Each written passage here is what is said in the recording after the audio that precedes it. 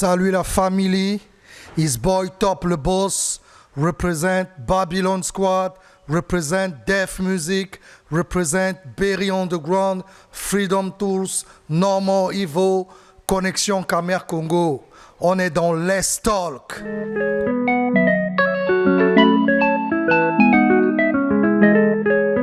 Bon, ma musique, je la définis de manière suivante. Je rappe ce qui me vient à l'esprit. Je me dis, j'ai un message à passer pour une jeunesse qui se veut d'être de plus en plus consciente. Je fais la musique pour divertir. Je fais la musique pour orienter ceux qui m'écoutent vers une vision. Je fais la musique pour passer un message positif, un message d'espoir, un message de paix, un message d'amour. Je fais la musique pour consolider, je fais la musique pour cet élan de solidarité, je fais la musique pour rassembler.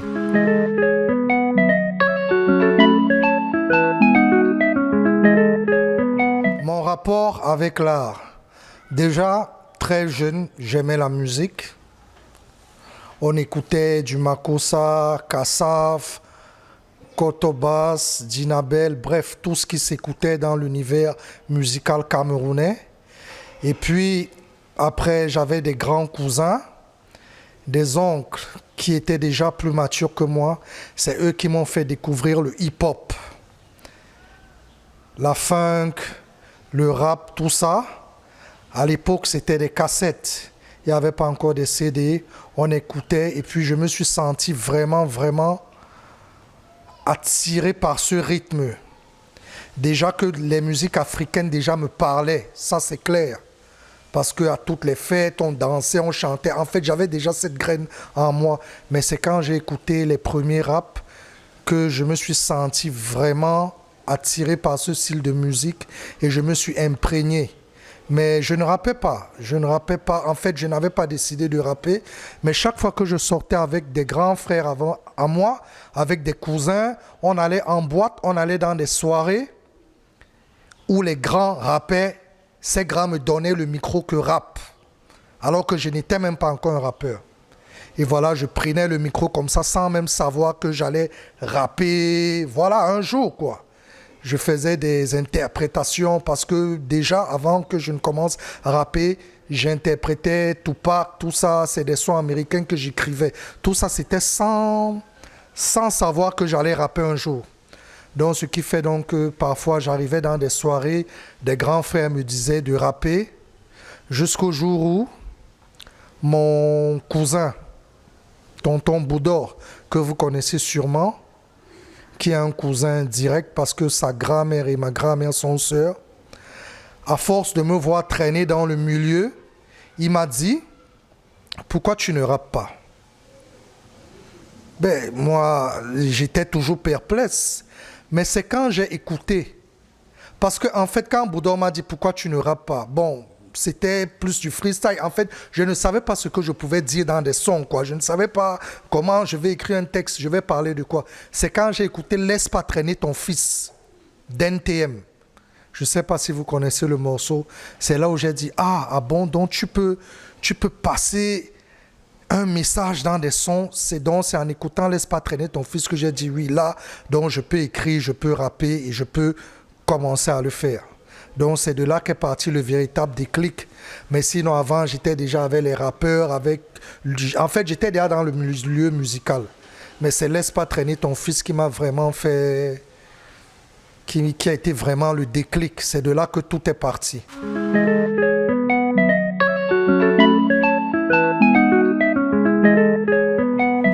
Bon, formation dans le rap, ouais, je me suis formé auprès de mes grands frères, tels que j'ai cité tout à l'heure, des gars comme les Boudor, mais j'ai pas fait... Oui, déjà même, j'ai oublié un truc. Quand j'étais petit, mon père, paix à son âme, m'amenait à l'école de musique, à l'école de solfège, de musique là, do, ré, mi, fa, sol. Il n'y avait que les vieux là-bas, donc j'étais le seul enfant. Sans même, j'avais peut-être dans les 8 ans comme ça, donc je ne pensais même pas encore qu'un jour je devais être musicien. Bon, peut-être ça a aussi influencé quelque part ma carrière, mais je n'ai pas véritablement fait de formation, si ce n'est la formation en audiovisuel et photographie, parce que au-delà d'être rappeur, je suis également vidéographe, photographe, je fais dans la couverture des événements, j'ai ma structure Boss Films. Mais musicalement parlant, j'ai pas vraiment fait de connexion, j'ai pas vraiment fait de formation, c'est juste le taf, l'envie, toujours être avec des rappeurs, écrire. En fait, j'ai suivi le mouvement et c'est comme ça que je me suis performé au fil des années, au fil des années, au fil des années.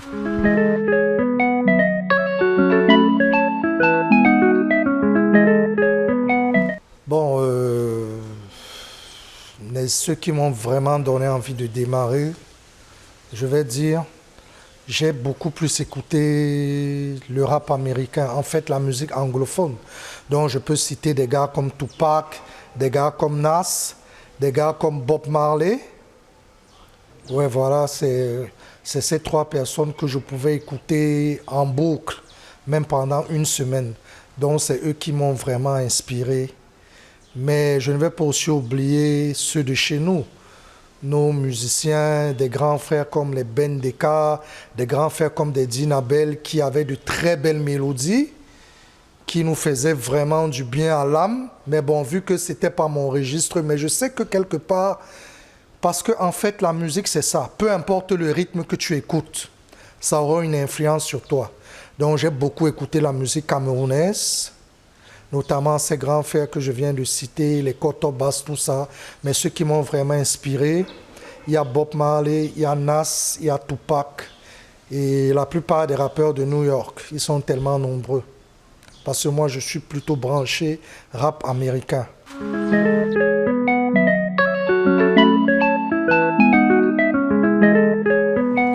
Bon, les rythmes, le hip-hop, la soul, le jazz, le R&B, et aujourd'hui, avec l'engouement qu'a pris l'Afrique et l'émergence du mouvement africain, l'afrobeat. Parce qu'aujourd'hui, pour moi, si tu ne fais pas dans l'afrobeat, mon frère, en fait, c'est mon point de vue, hein. Beaucoup pensent autrement, ça c'est mon point de vue à moi. Aujourd'hui, c'est la musique africaine qui porte le flambeau à l'international. Alors, on est beaucoup inspiré par l'afrobeat. Beaucoup plus, c'est aujourd'hui, parce que je peux dire que rapologiquement, hip-hopment parlant, non, j'ai atteint le sommet. Donc maintenant, je rentre à la source, je rentre aux origines, mon Afrique, les rythmes de chez nous. Parce que déjà, je vais mentionner quelque chose. À l'époque, paix à son âme, Tom Yoms, vu que nous on était déjà dans le game, quand on lui rapportait nos maquettes, il disait non les gars c'est bien, vous avez le flow, vous rappez bien, mais essayez d'africaniser ça. En fait, ce qui se passe aujourd'hui, Tom Yoms nous avait dit ça il y a 20 ans, mais on ne comprenait pas. Nous, on était seulement calqué sur le modèle américain. Tom Yoms disait non, vous avez déjà les techniques de rap, mais maintenant, essayez d'africaniser votre musique et ça, et voilà. C'était juste pour mentionner que voilà, c'est... En fait, moi, tous les rythmes m'inspirent. Moi, je suis un musicien, je n'ai pas de barrière, je n'ai pas de limite, j'écoute tout. Même le mbolé, j'écoute. Parce que c'est ça un artiste. Un artiste ne se ferme pas, il doit tout écouter parce que c'est ça qui va l'inspirer à produire quelque chose de bien.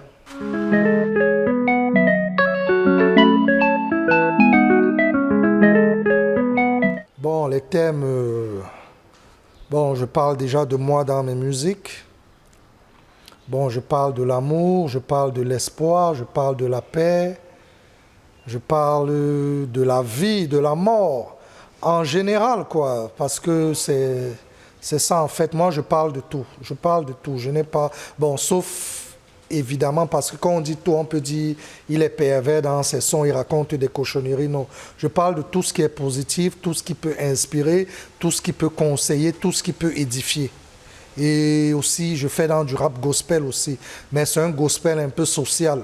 C'est pas le gospel de l'église, là, alléluia, non. C'est en fait testimony. Ma musique est un témoignage, tu vois. Je témoigne, je te parle de ma vie, de mes hauts, de mes bas. de comment le Seigneur m'a changé, de comment c'est le Seigneur qui m'élève et de comment c'est lui qui m'inspire. Donc dans tous mes sons, il y aura toujours un rapport avec Dieu dedans.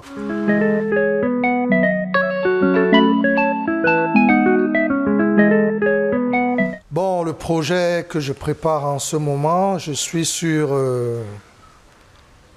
la réalisation de mes clips parce que je viens de sortir un album il y a un mois. Le titre de l'album, c'est Le Beau Sort. Il est présent sur toutes les plateformes légales de téléchargement, sur YouTube, sur Deezer, sur Spotify, sur Amazon. Donc ça, c'est mon deuxième album solo que je viens de sortir. Le Beau Sort. Le premier, c'était Rap de Prophète.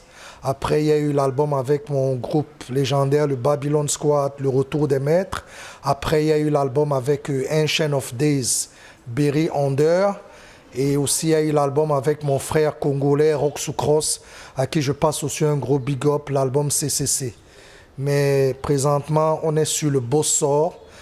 C'est l'album qui vient de sortir et c'est l'album sur lequel je suis en train de travailler présentement. Les radios, les télés, il faut faire les clips, il faut communiquer, il faut s'exprimer auprès des plateformes telles que l'Alternative, telles que Let's Talk et toutes les autres plateformes où on peut s'exprimer et défendre notre projet.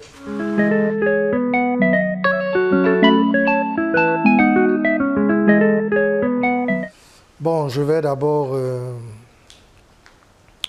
prendre Rap de Prophète, le morceau Rap de Prophète, qui est le titre de mon premier album solo, qui est un morceau qui est vraiment très bon, il y a un message très fort, et aussi un featuring avec le rappeur gabonais de l'heure, Rodzeng, un rappeur gabonais qui fait très mal.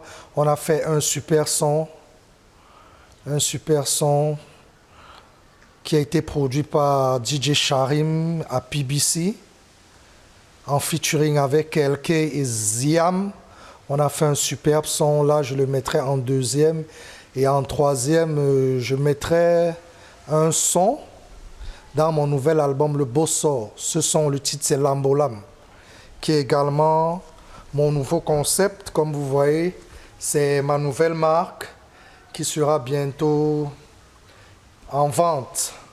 Donc voilà, on est encore en train de travailler sur le projet, sur comment on va communiquer, sur les designs, sur ce qu'on va proposer. Donc voilà, c'est ces trois titres. Rap de Prophète, le morceau avec Rodzeng et puis Lambolam, qui veut dire mon truc, ma fierté, ma patrie, les miens. En fait, ce qui m'appartient, Lambolam. C'est ces trois titres-là.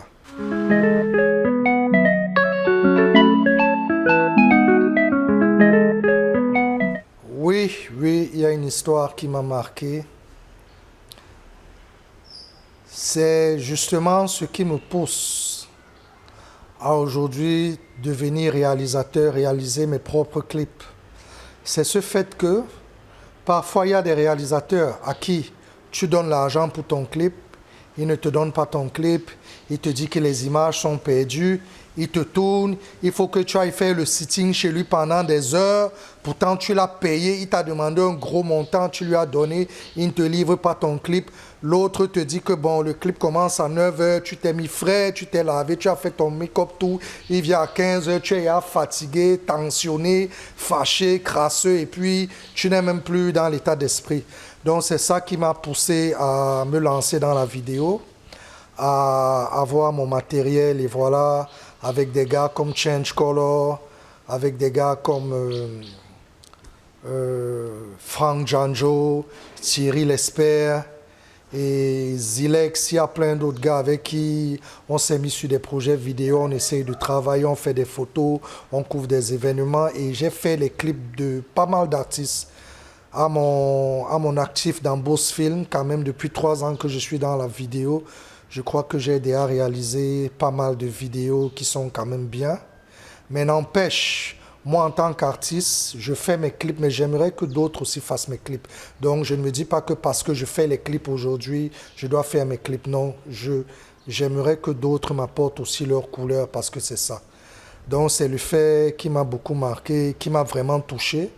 Et à faire, je me suis lancé moi-même, j'ai dit que bon, nous-mêmes on va faire ça. Et voilà.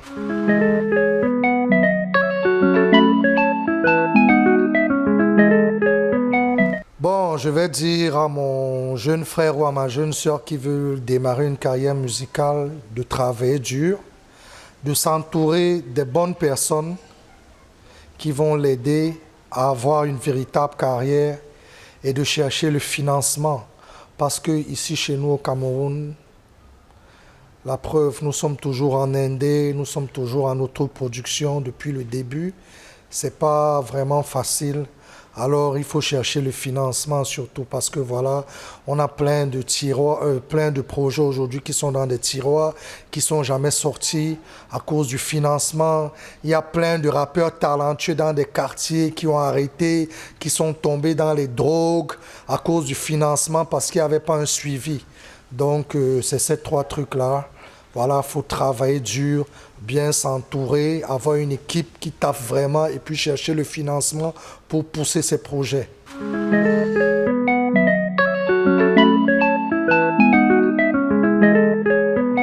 Mes sons sont propres et élevés, gars j'ai dû méditer et les choses viles du monde veulent m'empêcher de m'élever et ce rap de dingue est un mélange qui vient te pénétrer et je suis un bon négé dans le game pour toi qui viens d'entrer et c'est l'hibernation d'assis sous le soleil. Ma part de fouet vous brille le fire, burn du kérosène, je frappe. Tes points vitaux, nos blocs ici, la manque de fuel. Faut m'éviter sinon une claque, mes lyriques sont cruels. Aucune vision raciste, non ni naufrasée. Dans le rap jet set, tant que big, j'allume le brasé. Rassasé, mon flow secoue comme un shoot d'extasie. C'est l'extanasie, l'extase de la petite Anastasie. Pour la vision vénée, j'ai la provision, la bonne position compacte est ma composition. En pole position, je mets le flow partout, je brûle le bitume. Je suis dans la kitchen en train de cuisiner, mes lyrics qui tuent. Yeah, yeah. Yeah, yeah, c'est top le boss, represent Def Music. Lambolam, toi-même tu connais, on est dans Let's Talk. Yeah.